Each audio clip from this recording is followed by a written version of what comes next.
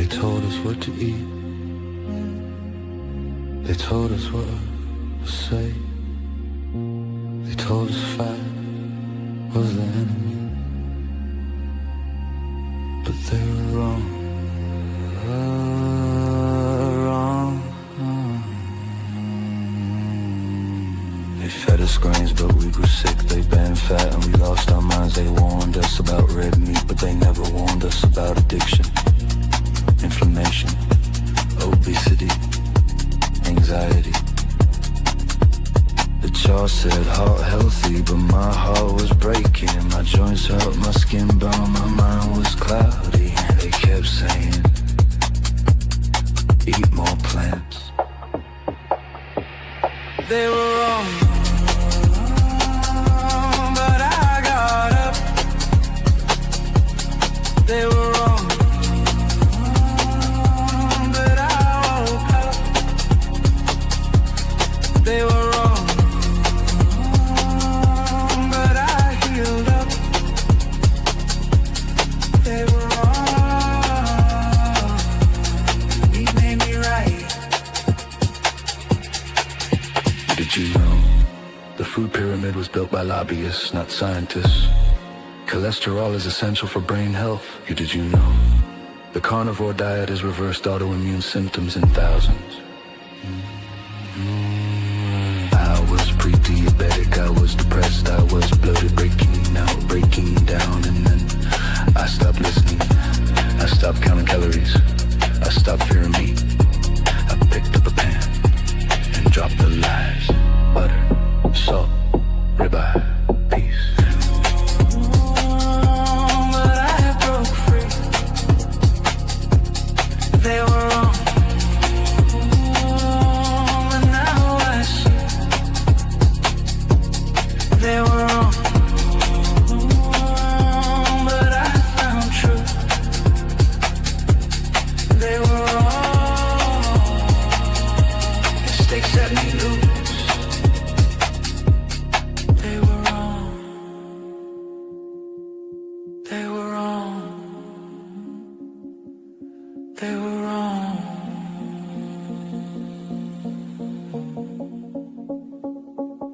But not anymore. We don't need more guidelines, we need truth. We don't need more fortified cereals, we need fire and fat. This isn't a trend, this is what works. This is the proper human diet. They were wrong, and we are living proof. They were wrong.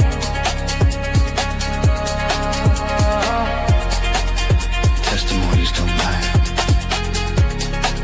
State doesn't lie. Results don't lie. The silence of healing is louder than all their cries are.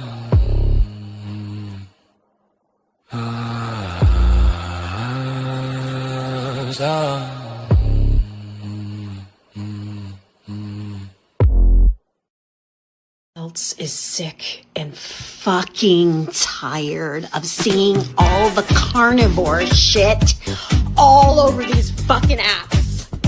No one cares if you only eat meat.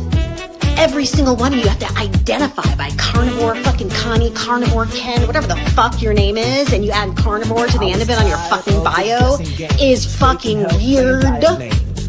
Weird. You're literally treating your diet like a fucking religion. A religion. A meat religion.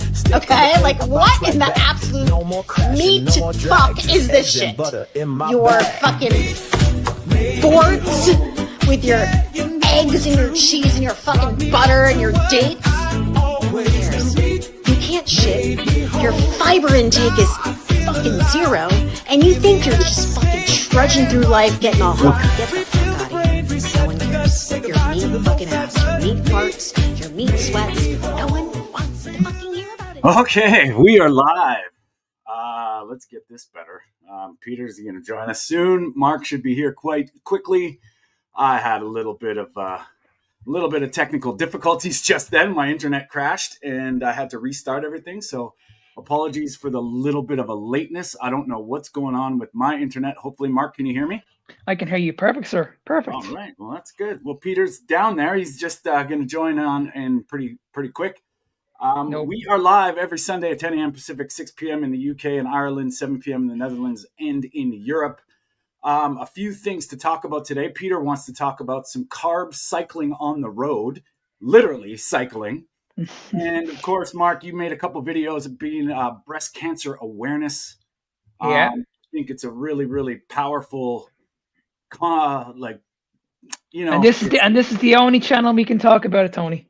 yeah, exactly. So we're live. They can't hold us back. So we're gonna talk Exactly. about that today. And of course, I think you sent me a few things that we might get into for Write That Down. But of course, we are here. We just want to appreciate shout out to Byron Funk and Carnivore Beats. Please subscribe to his channels on YouTube and TikTok. He brings our music. We really appreciate him. And of course, the Carnivore Evolution podcast that Mark is a part of, Victoria always subbing in for us. We're doing a lot of joint things. You got a big interview coming up on Tuesday. I'm going to try and make it, but maybe you can tell us what's going on with that, Mark. Yeah, so I'll be looking after two ladies. These ladies have been battling substance abuse. They were alcoholics, and they're doing amazing now. They set up a running club there about a year ago. And they basically went from one addiction to another addiction, and they've literally transformed their lives. So honestly, it's an amazing story. These ladies are not carnivore, but it's an absolutely inspiring story. It really is. So I'm really looking forward to having these two ladies on. Awesome. Yeah, I'm going to try and join. I mean, I've had a history of substance abuse and lots of drugs and alcohol, and I think that's pretty powerful when people can turn it around. Yeah. Also, just a quick one. You had a great talk with the carnivore community this week, Mark. I think it was Dennis. Yeah. We had a great chat, and please, everybody, especially on the YouTube front, go support the carnivore community worldwide. They're great talks where we all get together and we all talk about stuff. And they are Brian, Selena, Jenny, Jonathan, Mark, Michael Fine. They're all part of it, and they get great guests on. And it's been a privilege to be able to join that once in a while, but we are all in this together, and we're trying to bring the awareness to this diet and lifestyle, how it's changing lives. And it's pretty profound. And that's going to tie us in to a couple people, Mark, we've interviewed, and they're on our channels. If you go back, and Selena specifically and Krista DeWeese, Diabetic Girl on Instagram, they've done it with diet and lifestyle. They've reversed their cancer, or at least put it in remission. They're cancer free. And, we're seeing this over and over again. It's crazy how this world is. I mean, we talk about breast cancer awareness.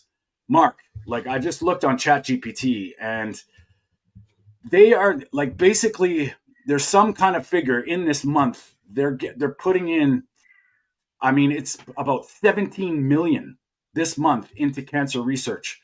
Where does that go? I only looked at this the other day, Tony. In 5 years, how much money do you think these people have made in 5 years?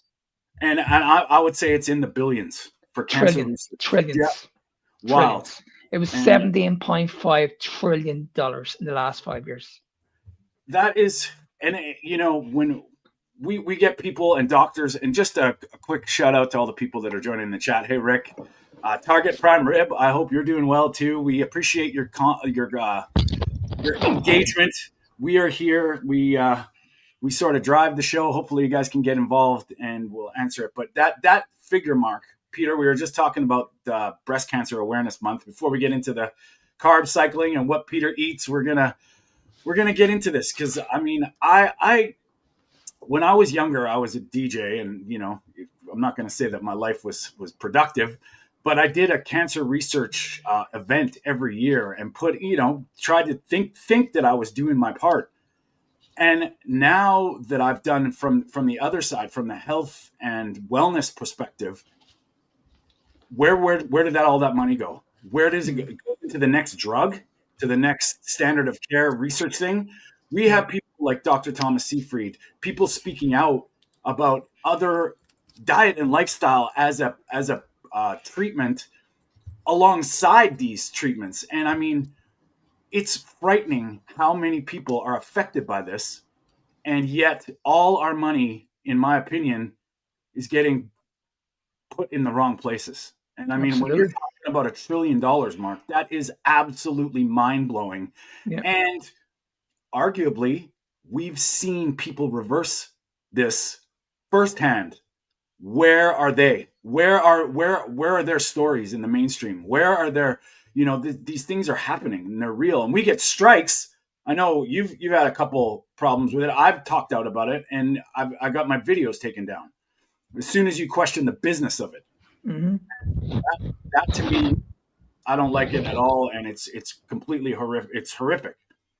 So I don't know. But Tony, at the end of the day, remember what happened through COVID. Now, I heard so many unbelievable stories now during COVID. I heard stories that people weren't allowed to visit people in their homes. They had to watch their loved ones die from outside. Now, when you look back at COVID, we were told that we need to step out on our front door and clap for these people. Do you remember that? Yeah. Do you remember we had to clap for like a minute and Yeah. and celebrate this? Now, I'm sorry, but like, what were we celebrating? Yeah. These people were failing. These people. I mean, as I said, I'm not against doctors. If I ever break my leg or I'm in a car crash, I know I have to rely on these people. Yeah. But I'm sorry, but when we went through the worst pandemic of our whole bleeding lives, and we couldn't even watch our loved ones die, you know what I mean? People weren't even allowed into a church, weren't even allowed into a funeral home. Yeah. But they It were was allowed into a honestly, liquor store. it was unbelievable, unbelievable. So don't ever tell me that these people cared about you. It's complete and utter shit. And all these sponsored walks that you're doing for cancer research, all this, you know where that money's going to? It's not going to the patients. It's going to these people. You're making these people richer. We Yeah. need to stop it. We need to stop this madness. Well, what I have a big problem with, and Peter, we'll get your take on this in a second, is if you are donating your money to cancer research and someone comes along and says, hey, we have an intervention that's holistic, lifestyle, diet, do we not have, is that not worth a look? And Absolutely. that's where we Yeah. get this fork in the road where we just get told that this cause, this awareness, give your money, which from a place of a human place, that's great. But where that money goes and these foundations and these things, when you look at to what they're doing, they're researching drugs, Yeah. and it's all driven by these pharmaceuticals. And I mean, I know this is a tough subject. I know this is hard to hear for some people. Yell at me all you want, but Can I just add? Can I just add one more point as well? Yeah. I think at this stage you really need to take control of your health, because a lot of people are struggling financially, and they can't afford to go to the doctor, and they're worried that, okay, if I can't afford to go to a doctor, is that it for me? Am I broken? What else can I do? And it's like, well, just look at your diet, look at your lifestyle, do simple things, go out into the sun, go for a walk, just fix up your diet and let's see what happens, because people are going to really struggle, and it's going to cost them a lot of money to be looked after, and they're going to get looked after the wrong way, and that's what really pisses me off about the whole thing. Yeah, no doubt. Peter, what are your thoughts? Yeah, well, as you know, I did actually participate in one such sponsor cycling ride. I have a slightly, well, I agree with you, first of all, but I have a slightly more moderate opinion about it, in the sense that once you want to give money to a good cause, for research or anything, you just have to be very careful. And of course, it's a pity that we are not focusing more on diet and all those things. And yeah, for example, when I think about diabetes research, for sure, I will make sure that my money is not going to research for some type 2 diabetes medication just in order to allow people to eat a lot of carbohydrates, that sort of things. But the cycling ride for cancer research, for example, was for research into blood tests in order to prevent unnecessary chemotherapy. So, I mean, we cannot go without at least not for now, without regular medical treatment, of course. So, I mean, we see it in the carnivore community as well. I mean, guys like Jeff the Prosperous, I mean, he did very well, but in the end, he also didn't survive the cancer. And it's really tough that diet alone is not always going to be the solution. And probably it's because of all the toxins in the environment. And Of course. also when a cancer is, of course, has developed too far, that sort of things. It's difficult. But besides that, I mean, when it comes to research in general, I'm just as cynical, but rightfully so, I think, about how it's going right now. That, I mean, research into medicine, okay, so if you do it, at least also allow for the holistic approach. Yeah. Mm-hmm. Yeah, absolutely. I mean, none of us are saying that medicine doesn't have its place. Every one of us are saying that it does have its place, but you need to go back to the basics, and you need to look at the foundation.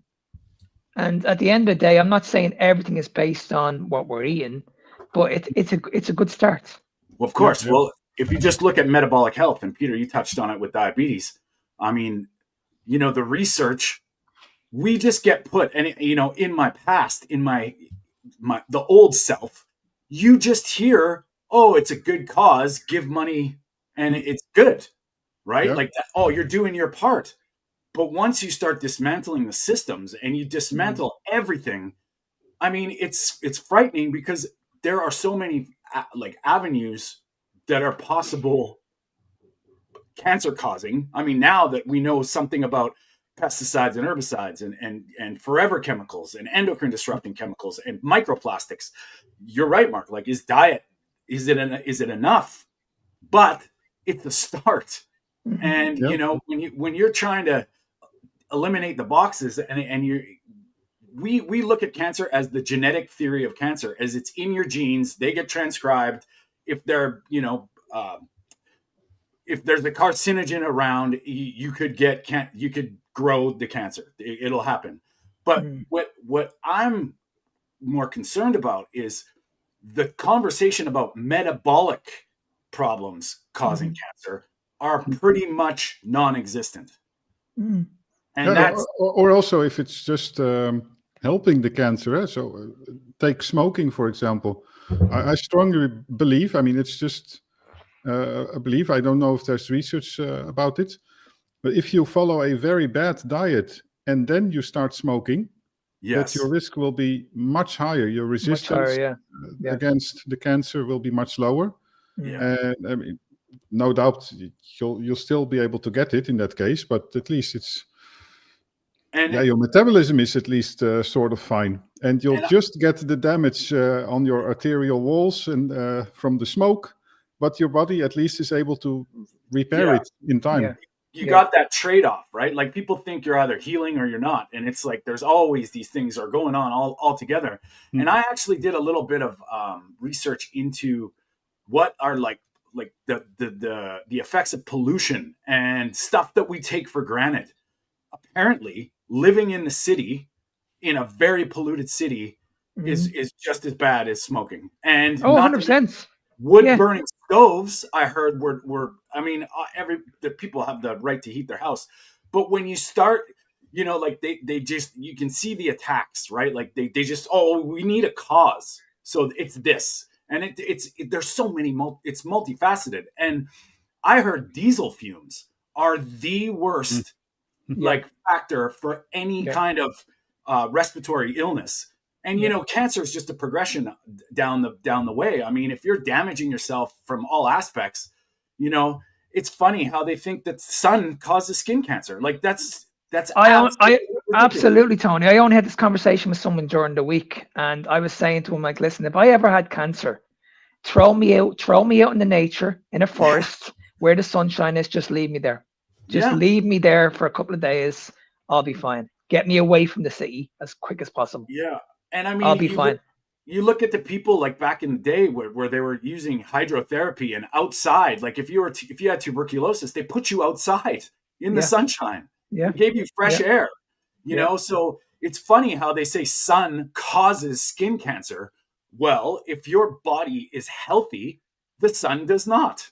Like I don't know the exact details, and I know this is a touchy subject for people, but in my opinion, putting a bunch of sunscreen on for 50 years, 60 years of your life, what do you think's going to happen? All those chemicals. 100%. I mean, I was only away a couple of months ago. I was in a really, really hot climate.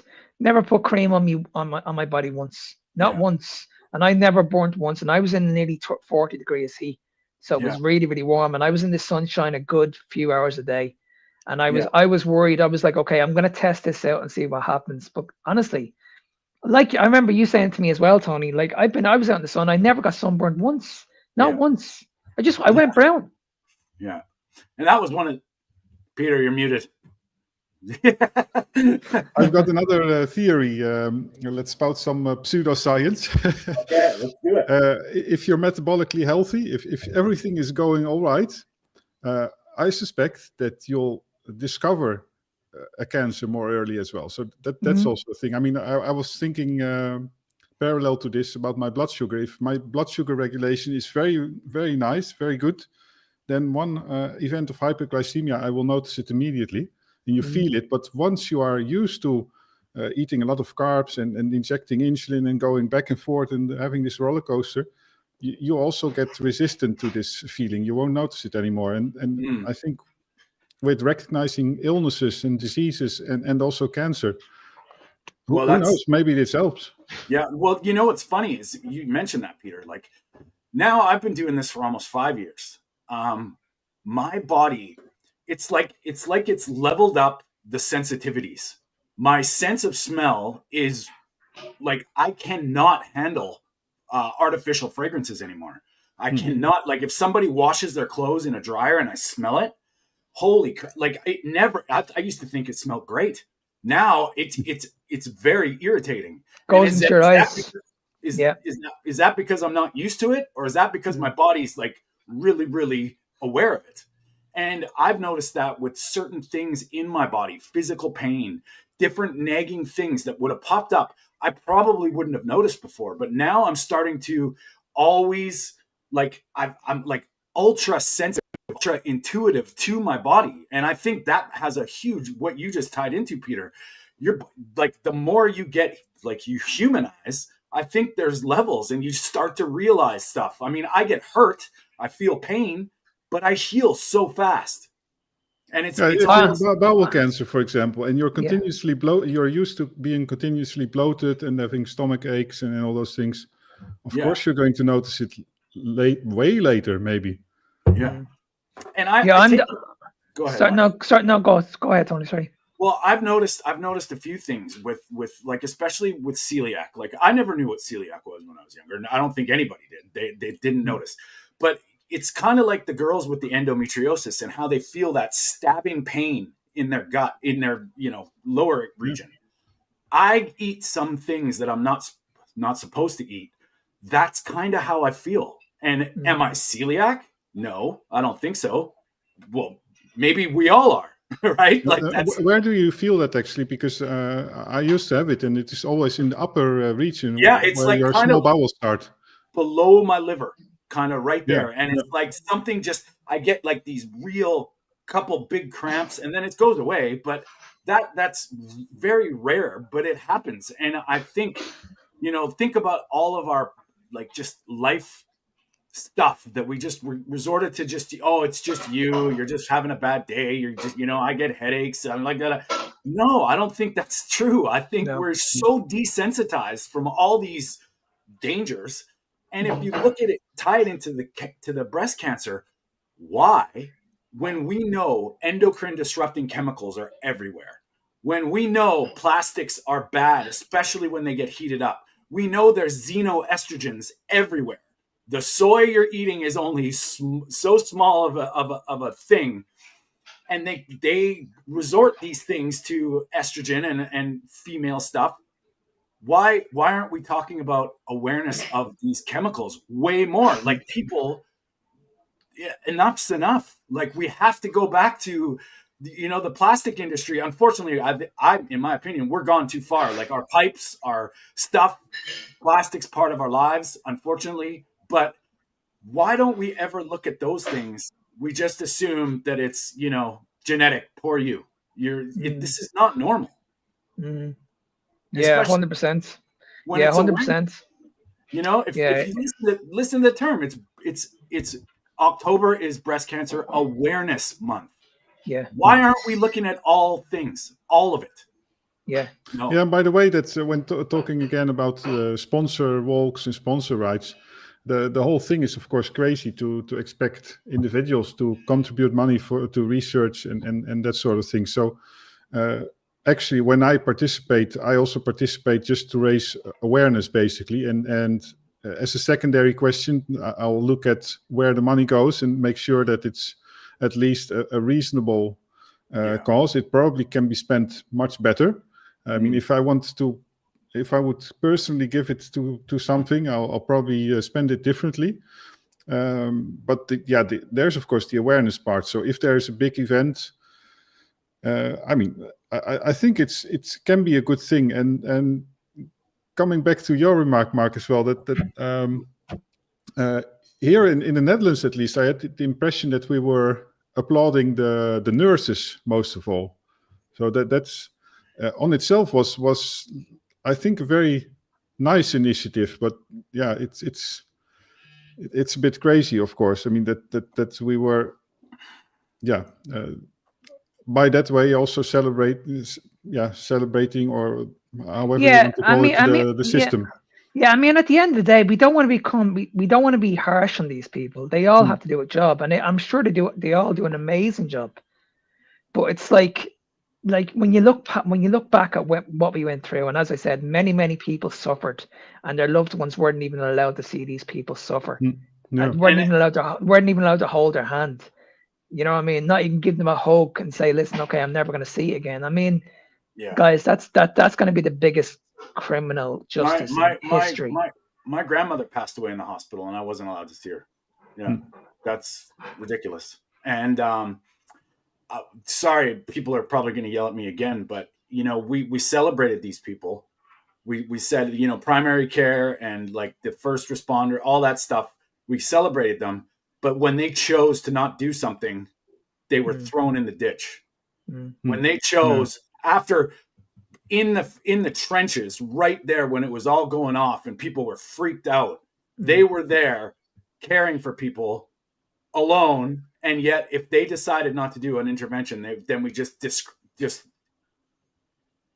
excommunicated them like they were nothing. That was sick. That was yeah. Honestly, it really does. It turns my stomach. It really turns my stomach when we look at what we had to put up with, and we hear these stories. It was sad, but at the same time, it was frustrating. Yeah, it's horrific. It's absolutely horrific, and we cannot allow that to happen ever again, ever. No, exactly. Like we all have to figure it out. Like, I mean, every time I know this is kind of going way off the thing, but I think it all ties into this diet and lifestyle factor that why is it the last thing we look at? We go to these systems and in my opinion, stay away from the system. Once you are plugged into it, you are on a perpetual loop of more medication, more bad news, more stuff. It's crazy how I'm seeing this now with different people, and they are just absolutely clueless, and they get put into that box of that fear box of, holy shit, what are you going to do now? You're in an office, you've just had a bunch of tests run, they're telling you all this doom and gloom, and here's a drug that's going to save your life. If you don't take this drug, you're going to die. That is But why are we shutting up the people like the Dr. Kills, Dr. Sean Baker, even Christopher Banlon now has a PhD at the moment. Like these people, why are we not listening to these people? These are doctors. Yeah, no, they're misinformation donors, right? That's what they are, right? That's ridiculous. It's crazy. It's absolutely crazy. And I mean, the whole cancer thing is, I think, we talk about this with what this diet and lifestyle does is, like, I know both of you very well now. You think deeper. You think a lot, like you want to call it clarity, but it's just there's something that happens in our brains that we start. I don't want to say. I think with most people, it's there's a switch turned around at some moment, and for me that was the moment where I learned that you didn't need to eat carbs. Yeah, yeah, right. And for other carnivores, probably it's often like a moment where you learn something very big and shocking that is not true, and then you start to question everything. I mean, with reason, of course. I mean, being reasonable. I mean, it's not that I automatically reject everything, but yeah, you start to think deeper. Yeah. And before we switch gears, boys, like anybody in the chats want to chime in on their moment of carnivore clarity, let us know, because it's quite amazing. I watch my friends eat sandwiches, and I laugh because they look at me like they're like, don't judge me, and I'm like, I don't have to judge you, man. I'm just telling you, like, how many sandwiches have you had in your life? How many pieces of bread all day, every day? What do you think that's doing to you? Like, if you knew, and I try to tell them, but they have those blinders on. It's like, well, this bread is so good though. I'm like, okay, once you switch that perspective and realize that these things are fucking poison, you change your attitude a little bit. Yeah, and that makes me think of a video that I'm going to make, because I went to the supermarket just half an hour ago or so, and I was at the cheese department, and then you have also in regular supermarkets you have raw cheese, like the blue cheese, for example. Yeah. And there's always a label on it, like made with raw milk, and if you're pregnant and blah blah blah, you shouldn't, probably it's better not to take it, and those things. So I'm going to make a video about all the other information that's not mentioned on packages. So if you buy a bag of spinach, be aware, eat it together with other minerals, or cook it well to lower the oxalate contents. Or grains, do realize that it contains lectins. I mean, eat it in moderation, that sort of things. And if you're a celiac or whatever, maybe don't take it. And you can probably find something on each package. On the meat in the supermarket, you can mention like, notice that this contains conservatives. So the meat looks very nice, but it may be a little bit older than you think. Yeah. And I mean, whatever, all those things. And I don't know about you guys, but like the more rabbit holes I go down, it's just like it's mind blowing, and it's horrific, because every day it seems like I'm taking a non-negotiable, and like, nope, never again. That's not happening. And then I have my sort of trade-offs, like, okay, well, maybe I'll do, but then I try and observe those thoughts, and I try and see, like, okay, look, like good, better, best. What is possible? What is not? And it's like, holy shit. And people, I don't know. I think there's a lot of people out there that just don't want to know, because it's just that whole denial effect. I mean, I don't want to let go of carbs. One, addiction. Two, this rocks your life. When I found out Raisin Bran kills you, that was like, I ate that shit for decades, man. Like, what? And it's no. And it was like, my mom thought she was doing great by getting me these non-sugary cereals, but she didn't know, right? You know what it was for me, Tony? Oats. Yeah. Every day. I think, I mean, I never was a big oatmeal guy, but Jesus, that was a pasta, pasta, and now you know where it comes from, and how it's made. It's not the same as it was 50 years ago. Holy shit. And it's just those little awakenings that scare, it's frightening, man. And I just hope, I've had a big turnaround with my health. I just hope I'm not too late and did irreparable damage because of all this bullshit. And it's, then they'll, if I, like we've mentioned this before, if I die tomorrow of a heart attack, is it because of the carnivore diet? No, hell no. This is 40 years of unaware eating like shit, polluting my body to the extremes, and blaming the last 4 years of my life that's what killed me. No. But at the end of the day, Tony, at this stage in your life, if you had two choices, beyond the medical system or take control of your own health, which one are you going to choose? Right. And that's the problem, Mark, is that everybody waits. Like we talk about this all the time. They wait till they're desperate. If you think about Peter in your context, you had to do it. You had to become aware. You had to, and I could have continued as well. I mean, just on the normal path, and I would have been totally miserable. Maybe who knows? Sort of ended my life or whatever. Because I mean, you cannot lead a normal life, and I think that's the point where most of us take action. Where too late, you realize that your daily life is totally destroyed.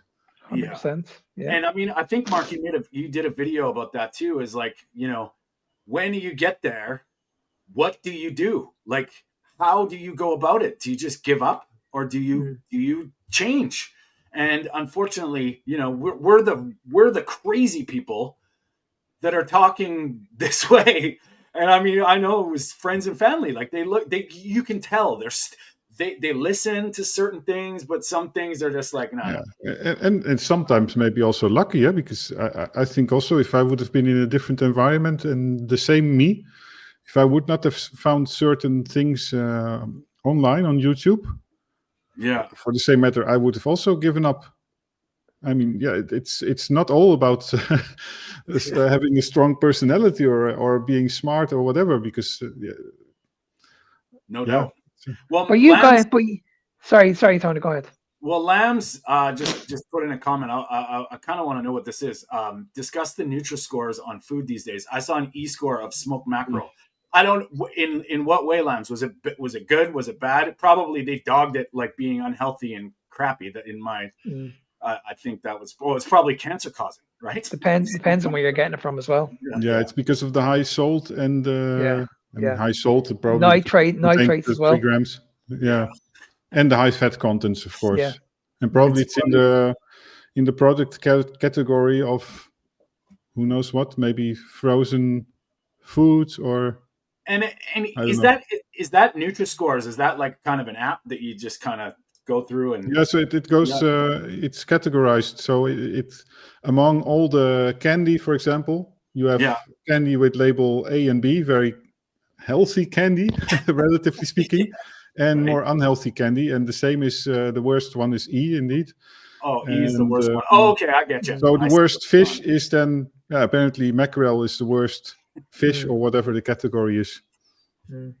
That's the craziness that we're facing, and I mean what we're all about too is like if you get back to what do you think we would have done without any of this around? What would you have? Do you need somebody to tell you that this food that you need is bad for you? Like someone tells you an egg is bad. Come on, think about it. I don't care. Try it. Just try it. Try it. About food. Try it. Absolutely. Just try it for yourself. Eat it on its own and tell me how you feel. Yeah, no doubt. That's it. Just have a couple of eggs on its own, nothing else. Just eat the eggs on their own, and you let me know how you feel. Yeah. And then here's another one. Have a bowl of pasta on its own and tell me how much you enjoy it. Like no sauce, no butter, nothing. Just eat the noodles. We'll see what happens, right? Yeah. There's a isn't it amazing when most people have these foods? You ask them straight after, "How do you feel?" I don't feel great. Yeah. I feel bloated. I need to go for a walk. Yeah. I need to lie down and have a nap. I slept most like of the time. Oh yeah. So the best time to ask is like 1 or 2 hours after the meal, right? Yeah, absolutely. Well, you know what, boys, that ties us in. And anyway, before we get into Peter's sugar carb cycling on the cycle, just I hope we didn't offend anybody with this breast cancer awareness. We feel for anybody who's suffering. Like obviously we're human when we really, really feel strongly that there's things you can do aside from the systems. And all I'm saying is that we've all been there. We've all been put into this fear. And it's just, if we're going to be aware of it, we should be able to discuss all aspects of it. We should be able to talk openly about the business side. We should be talking openly about holistic alternative treatments. We should be able to say these things on our social media platforms with openness and honesty. This is not hate speech. This is not anything to do with, slamming people. This is just ultimate awareness. And if you're going to say Awareness Month, why can't we be ultimately aware from the widest scales possible? Yeah, totally. I mean that's a good point indeed. Awareness. I mean means that we think about things. Absolutely. Exactly. So We're not horrible people. no, no, and we've all felt losses, and we've all been impacted, and that's the thing that pisses me off about this mostly, is that now when you're put into a box and you're hopeless and you're terrified for your life, what do you think they do? They just, and it's horrible, man. My Aunt Sandy right now is going through hell, and it's almost, yeah, it's tragic. So, and I agree with Lambs. We need to discuss this out loud, and man, I appreciate it, because it's amazing how we've all had. I don't know about you, Peter, but we've had videos taken down when you talk about this stuff honestly, and I think we need. Yeah, I just happened to never talk about this specific topic, so. But yeah. Well, let's get into a topic you do talk a lot about, Peter, and carbohydrates. Yeah, if you want to run the video, and we'll talk about it after. Yeah. Let's just have a look. Do you have it?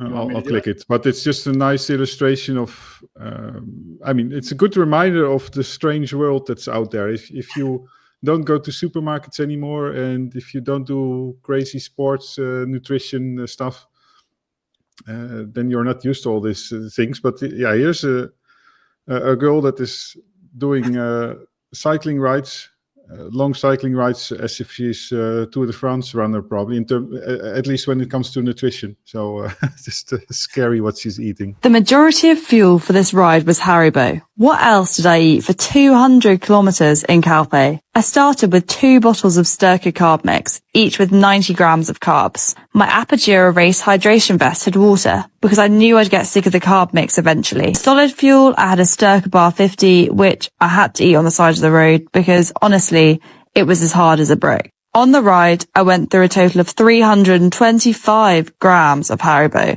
because it's cheap and it does the job.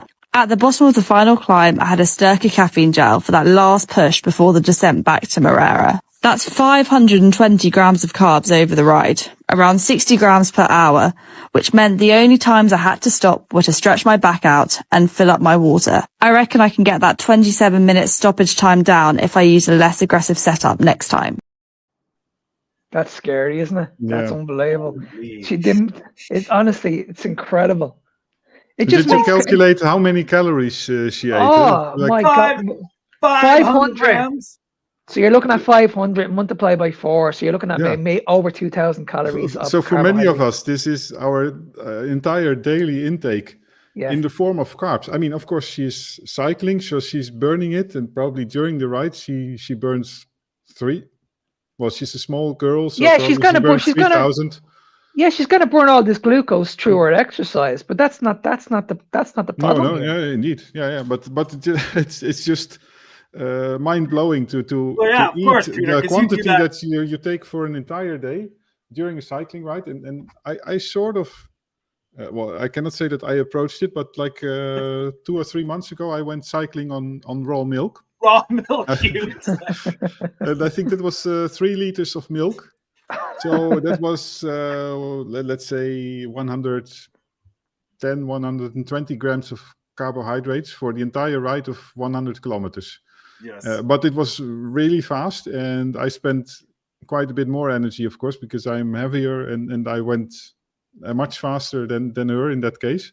Yeah. But anyway, that was disaster. Like, just, I mean, it can be that you burn it, but it doesn't matter. I mean, your blood sugar still goes up and down. Mm-hmm. But above all, you're using a lot of insulin. So your blood sugar probably will remain between a normal range. I mean, since you burn so much, you'll stay below the 8 millimoles per deciliter. Yeah. But all the things happening in your body, I mean, it's not healthy. And personally, also, I'll probably, at least right now, I like very much to have reduced my endurance sports for now. I will always go back to it because the mental aspect, I like it, and going on far rides, going into countries abroad, and that sort of things, I like it. But when it comes to metabolic health and all those things, just doing strength exercises is much better. 100%. And of course, all low carb. Yeah, For all 100%. those people, I was just going to add one thing, Tony, real quick. Yeah. This is the reason why I'm not a big fan of cardio. Like if you're into cardio and that's what you like doing, then no problems. But the reason why I don't like it personally is because you're losing too much muscle, way too much muscle, and that's the one thing you should be holding on to as you get older. If you're losing muscle mass, if you don't complement it with strength exercise, of course, because that's. But another thing is that it's a bit of a slippery slope. I also noticed that last season, you tend to eat more and more of carbohydrates once you start with it. I mean, of course, in every context that will happen, but with sports even more, because you can handle it seemingly, but eventually it will be a problem, especially if you have breaks, if you stop sporting for a while. It's just difficult to manage. Here's the thing too. If you're like, we've all seen this, people on treadmills, hours and hours. Every time you go to the gym, you see these people on the treadmill. They're not changing their body composition. They're not changing it at all. They're not, they're round.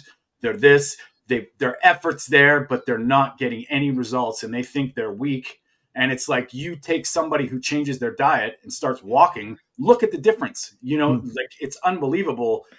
Someone on an elliptical 2 hours a day doing hardcore damage stress. You know what I mean? It's clear. And how many times do they need to rehydrate? Yeah. In that 2 hour session, they probably have to rehydrate every 15 minutes. Yeah.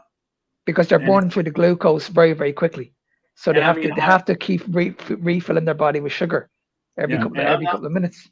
I'm not a physical trainer. I don't take clients on and teach them how to exercise. I teach them how to eat, and they lose weight without the exercise is great. I encourage whatever they want to do. Obviously, I believe in lifting heavy and moving fast once in a while is a good idea. But I mean, it's clear that people can, your metabolic health is a priority if you want to change your physique. And I mean, obviously, I'm the same as you. No, sorry, Peter, go ahead. Yeah, no, well, it was not so important, but I mean, just realize also what she said in the beginning. Like she was expecting to feel bad from these carb-loaded drinks, so she had this water bag on her to compensate for that, and the grain or oat snack was also she also didn't like. So just the idea of also eating stuff that you don't like. I mean, maybe your body is telling you that it's not a good idea. I mean, and what happens is that cyclists and runners, they are going to train their bodies to be able to eat a lot of food. That's another thing. Eat a lot of food during exercise. Well, in the beginning, your body is complaining about this. It's not natural to eat while you are running. It makes no sense. But we also see this in the bodybuilding space, Peter. A lot of people that are trying to get these bodies, they'll always have these drinks during their workouts, the dextrose, the whey protein, the BCAAs, the amino acids. They have a cocktail that they're sipping on during their workout. And they only like it probably when there's artificial flavor added to it. Yeah, that's the only reason why they're drinking it, is because it tastes really, really good. You know what I mean? It's just this big, massive jug, and they have everything in it. Like I said, BCAAs, amino acids, dextrose. And when we think of cyclic Tony, when we think of cyclic dextrin, like this shit is toxic to the body. Yeah, unbelievably toxic. Well, I mean, I look at it too, and I mean, do I think there's a place for carb cycling? If you're in tune and you know what you're doing and you're metabolically healthy and you're at that level where you're trying to find that X factor, obviously I can't because I'm not there. But I notice with my activity level when I do not need carbs. I do not need them. If they were to give me a boost or any kind of advantage, I know what they do to the metabolic side. So therefore I go for hours. I do physical stuff with a friend of mine who runs a moving company, and I go for 12 hours without sugar, I'm fasted. Yeah. And it's like, The only thing I see with carbohydrates personally from working with females is it does improve body composition. It does fill them out a little bit. yeah, But when it comes to performance, I do this myself. yeah, My performance is a lot better when I'm in ketosis. Like way better. I can go into the gym, I can train for 45 minutes non-stop, really, really intense, and I won't even bring any water with me. I'm fine. And I Completely think we fine. talked about it last interview as well. I mean, and we all three had, or four, we had the same experience, right? That when we are fasted or in ketosis, we sometimes even put our PRs on those times. And you know what's funny that you guys say that, because I think that's where these people that switch to a carnivore or an animal-based or whatever, a ketogenic even diet, they're talking about it after 3 months. They're talking it after, like 4 weeks or 2 weeks after the adjustment, while they're still getting adapted, while they're still adjusted. I'm telling you now, almost 5 years into this, I am a different person now than I was. Like, I mean, I felt great when I started this for 30 days, but now it's even better. Like, I would not take the gut distress, the possible poisons, the metabolic blast off with my blood sugar, because I don't need it. And the longer I go, the more I realize this. Like, it's undeniable. So it's always context. Can we just put up Byron's message there? Yeah. Because he makes a very, very good point.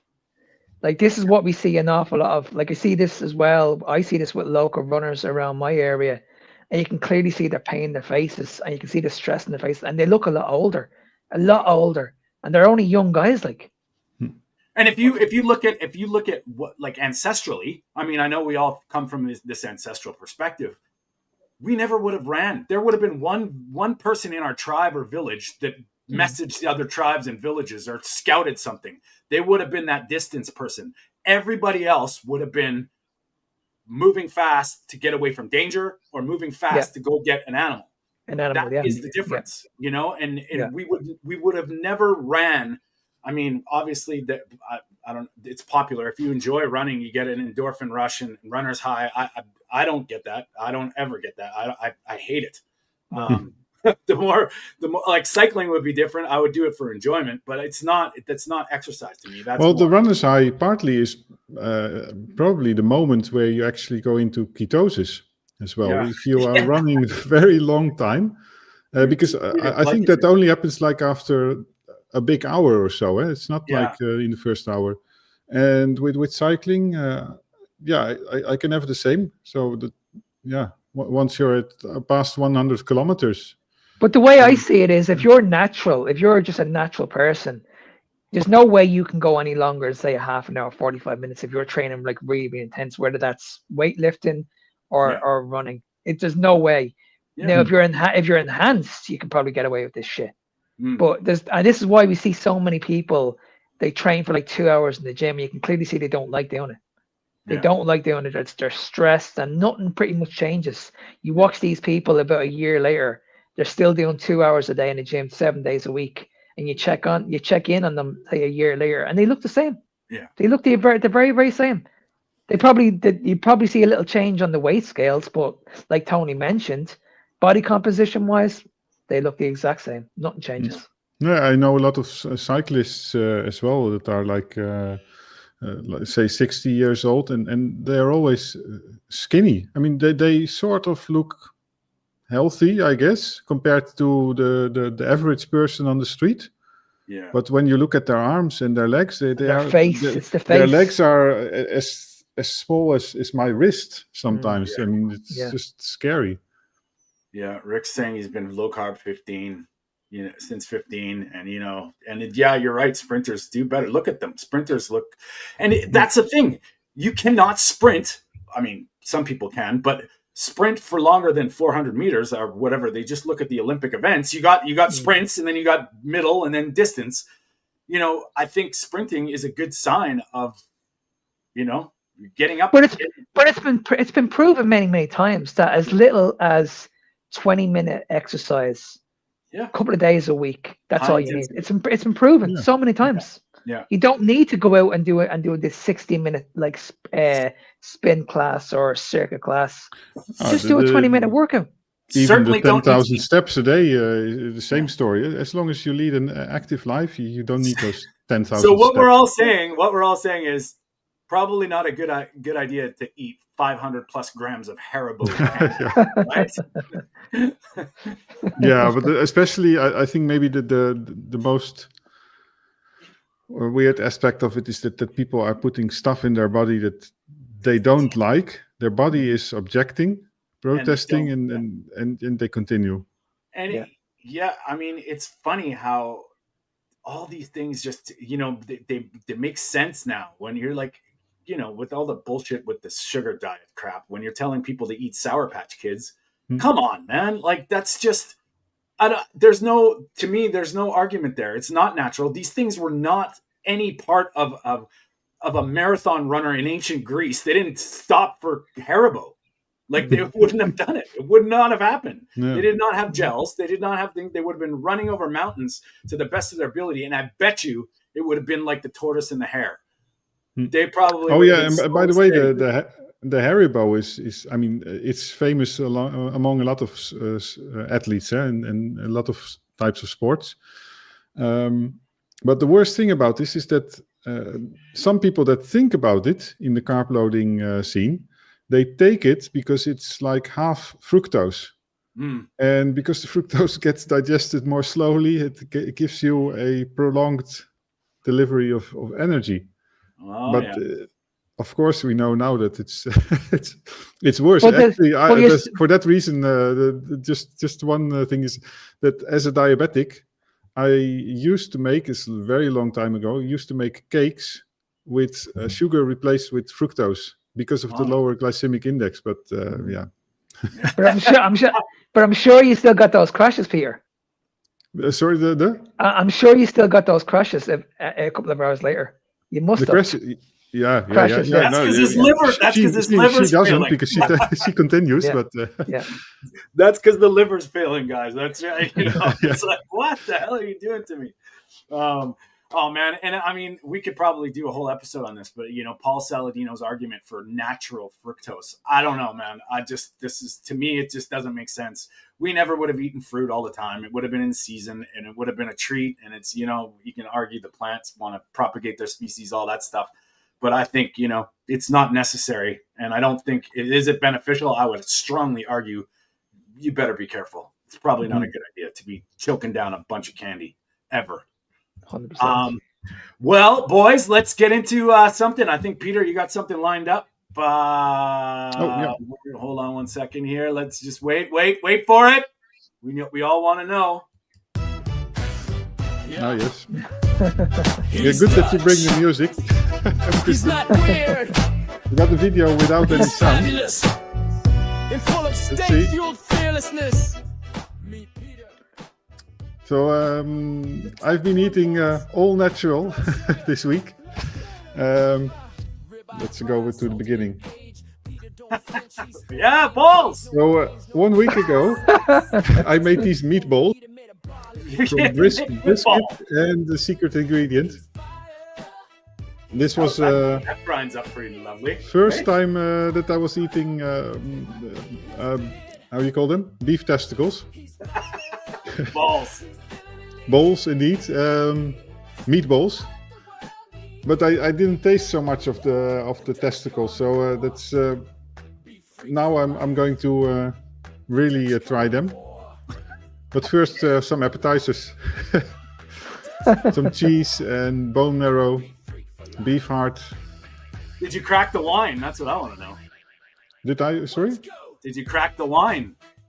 No. Oh yeah. No. That was just that's for your elegant bougie Yeah, effect. indeed. Yeah. No, I'm going to use the wine next week for a special French recipe. I'm going to make coq au vin, Okay. but carnivore style. Oh yeah. But yeah, here this is nice. So to see how this beef balls. Got in your plan, Mark. I love it. This is how it looks inside. And actually, I was thinking, when you eat this, do you eat the semen of the cow? Oh my God. We tell you, you know what, Peter? You could now you got to try and go for a long ride on semen.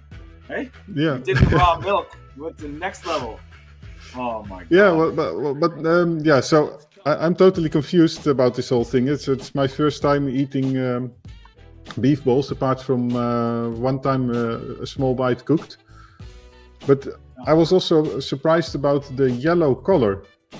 So they can look like yellow brownish on the inside, and of course there's a lot of blood before you washed it. Yeah. But anyway, this is how it looks like. So I got used to it now. Interesting. Well, and here is how it looks like, and apparently it tastes like oysters. I've never eaten oysters, so that's I'm eating balls here, but oysters for me are a new thing. I'll have to try the raw balls because I eat a lot of oysters, so we'll see. I'll see. Yeah, that's not in this video. I tried also the beef balls, the with the beef balls in it, the meatballs, yeah, cooked, and I didn't like it. No. So it amplifies this. Yeah, I'm not sure how to call it. It's a bit. Is it like heavy when taste? When you eat liver raw compared to eating liver cooked? I find It's cooked is similar, way yeah. Raw doesn't. I'd much rather have liver raw. Yeah, so cooked liver becomes heavier, and if you combine it with something like onions or the wine that you see here, I would be able to eat it. Yeah, I would like it in terms of taste, but the beef balls, they become like a wet cloth somehow. A bit. Mark's It's not a nice smell. right now. Mark would rather eat the pan.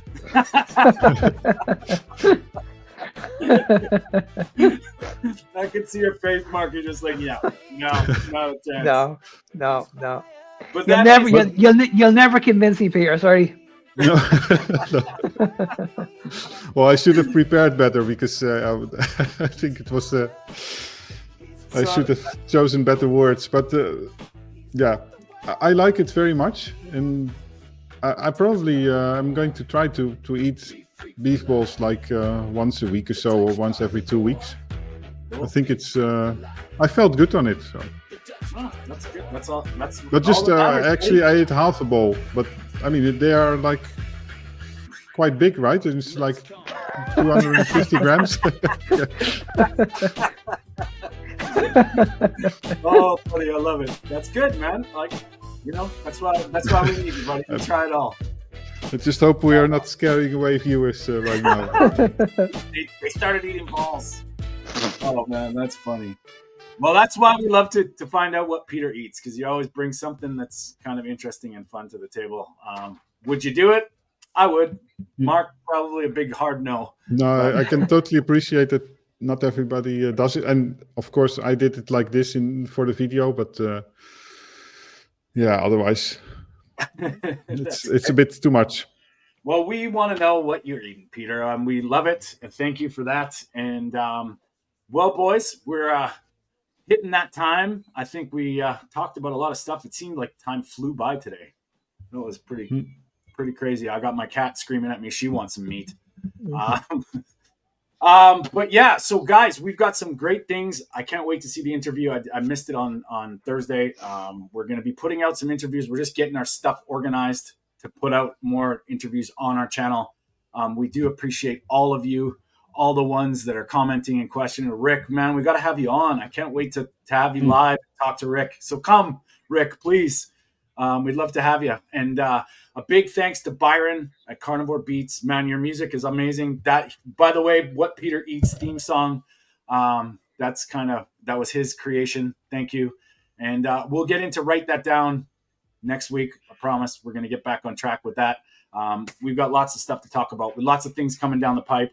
We are going to be hitting the interviews pretty hard and looking forward to keeping up with this stuff. Thanks for all the comments and the people that are following. If you're catching it on the replay, we appreciate you. Mark, tell us where they can find you. Fitness Beyond Time, guys. If you're looking for me on social media, Fitness Beyond Time 01. And if you want to send me an email at nsmark93@gmail.com. Perfect. Peter. Well, you can find me mostly on TikTok and Instagram. I have some old videos on YouTube, also about raw meat. And if you want to contact me, send an email to realdutchcarnivore@gmail.com. And of course, please follow Mark on the Carnivore Evolution podcast on YouTube, Spotify, Apple Podcasts with Victoria Olsen.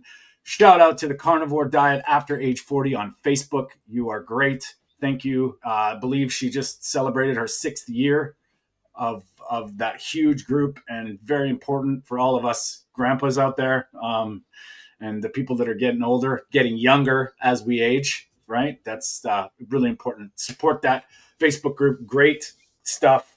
And she always comes on, and we appreciate Victoria. Thank you. Please support the carnivore community worldwide. It's on YouTube now, Instagram. They're doing this big shift over. Great talks with great people, and it's pretty much just carnivores talking about the stuff they do. And it's really important to get involved and hear some real people talking about these real conversations. It's great. Of course, please, we are, if you're joining us, we're live every Sunday, 10 a.m. Pacific, 6 p.m. in the UK and Ireland, 7 p.m. in the Netherlands. And of course, if you want to find me, I'm at TonyStewartCoaching.com, and also Tony_Food for Thought at Instagram and TikTok. Although I took a tech time out this week, it was kind of nice. We're pretty active. Peter and Mark post almost every day, and their videos are great. Peter, your charm is beautiful, and Mark, your no nonsense bullshit attitude is necessary. So I appreciate you both. Thank you for being here. We will see you next Sunday. Bye-bye. See you next time.